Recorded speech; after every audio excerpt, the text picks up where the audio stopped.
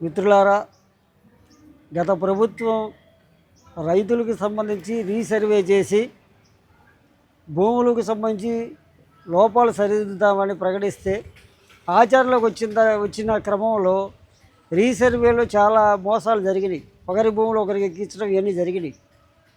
ఇప్పుడు వచ్చిన ప్రభుత్వం ఏంటంటే అవి సరిచేసి ఆన్లైన్ చేస్తాము, అలాగే పాసు పుస్తకాలు ఏప్రిల్ 1వ తేదీనే ఇస్తామని ప్రకటించారు.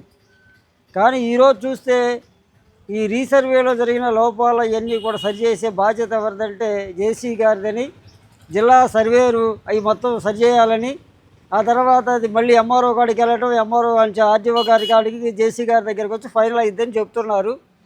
నెలల తరబడి రైతులు తిప్పుకుంటున్నారు, కానీ ఇంతవరకు ఆ పని కాల. అలాగే ఏప్రిల్ 1వ తేదీన ఇవ్వాల్సిన పాసు పుస్తకాలు కూడా ఇంతవరకు ఇవ్వకపోవటం వలన రైతులు చాలా ఇబ్బంది పడుతూ ఉన్నారు.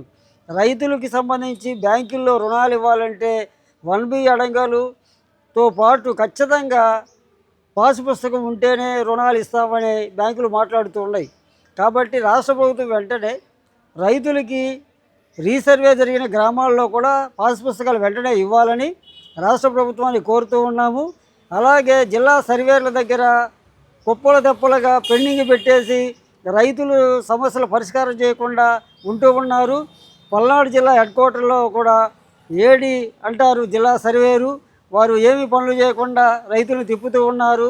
కాబట్టి వెంటనే జిల్లా కలెక్టర్ గారు జోక్యం చేసుకొని, అలాగే రాష్ట్ర ప్రభుత్వం అన్ని జిల్లాలు ఈ సమస్యలు ఉన్నాయి కాబట్టి ఈ సమస్యలు పరిష్కరించి రైతాంగాన్ని ఆదుకోవాలని సందర్భంగా రాష్ట్ర ప్రభుత్వాన్ని కోరుతూ ఉన్నాం.